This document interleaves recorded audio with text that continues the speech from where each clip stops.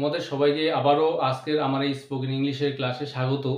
তো আজকের এই ক্লাসে আমি তোমাদেরকে আরও কিছু গুরুত্বপূর্ণ সেন্টেন্স তৈরি করা শেখাবো, যেই সেন্টেন্সগুলো আমরা আমাদের বাংলা ভাষায় প্রতিনিয়ত বলে থাকি।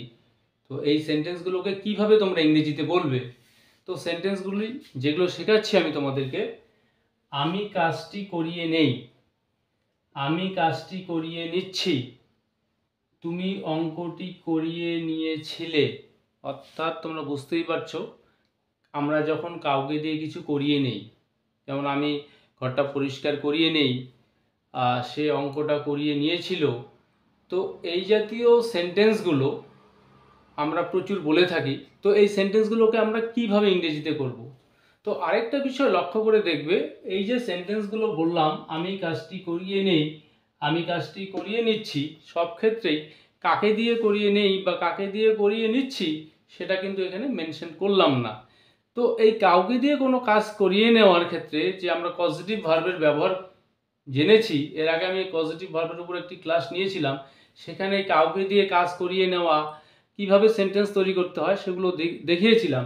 বাট এই সেন্টেন্সগুলো কিন্তু একটু আলাদা, অর্থাৎ এখানে কাকে দিয়ে আমরা কাজটা করিয়ে নেই বা নিচ্ছি নিব এখানে মেনশন করছি না। তো এই জাতীয় সেন্টেন্সগুলোকে তোমরা ইংরেজিতে কিভাবে বলবে। তো প্রথম সেন্টেন্সটি, আমি কাজটি করিয়ে নেই, অর্থাৎ এই যে সেন্টেন্সটি সিম্পল প্রেজেন্ট টেন্সে রয়েছে, এটা তোমরা বুঝতেই পারছো, কাজটি করিয়ে নেই, এটা আমার অভ্যাসের বিষয়। তো প্রেজেন্ট ইনডিফিনিট টেন্সের যে স্ট্রাকচার, সেই স্ট্রাকচার অনুসারে আমাদের সেন্টেন্সটা তৈরি করতে হবে।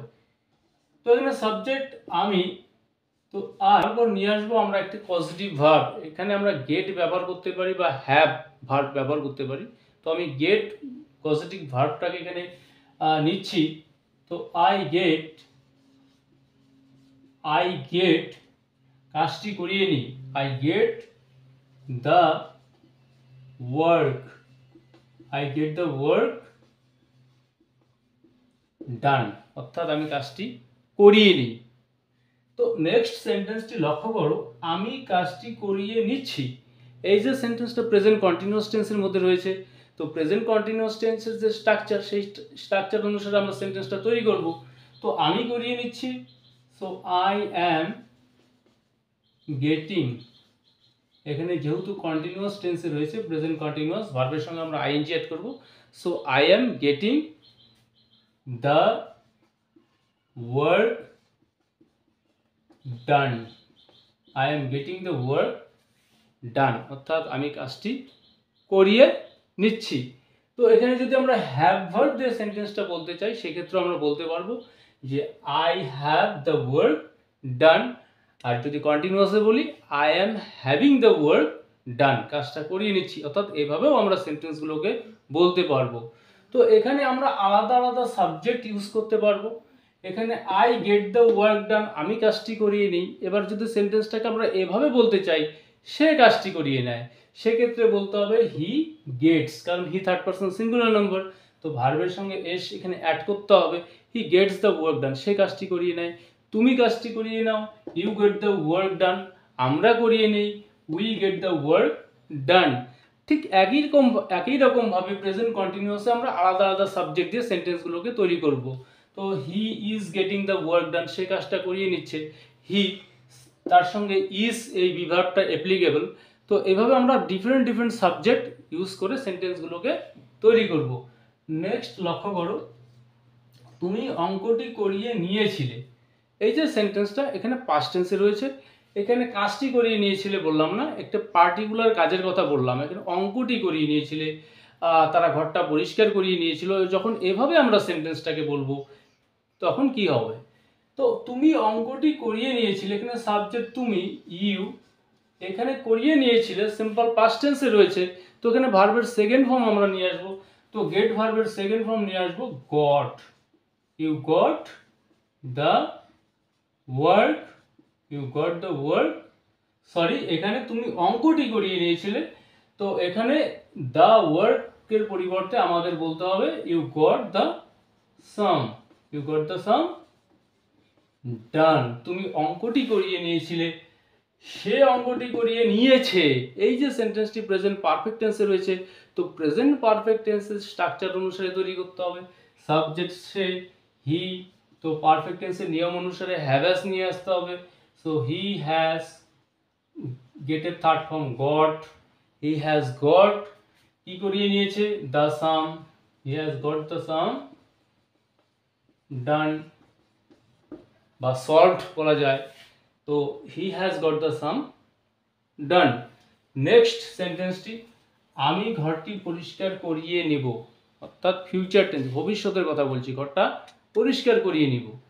তো এক্ষেত্রে আমরা ফিউচার টেন্সের নিয়ম অনুসারে তৈরি করব। তো I shall gate the room, পরিষ্কার করিয়ে নাও ভার্ব ক্লিন ভার্বের এখানে থার্ড ফর্ম নিয়ে আসবো cleaned. I shall gate the room cleaned, আমি ঘরটা পরিষ্কার করিয়ে নিব। তুমি ঘরটা পরিষ্কার করিয়ে নিবে, you will get the room cleaned. তো এখানে আমরা অন্য ভার্ব নিতে পারবো। নেক্সট লক্ষ্য করো, তুমি ঘরটা পরিষ্কার করিয়ে নিতে পারো, অর্থাৎ আমি করিয়ে নিয়েছি, তুমি করিয়ে নিতে পারো। তো এখানে বলতে হবে you can get the room, you can get the room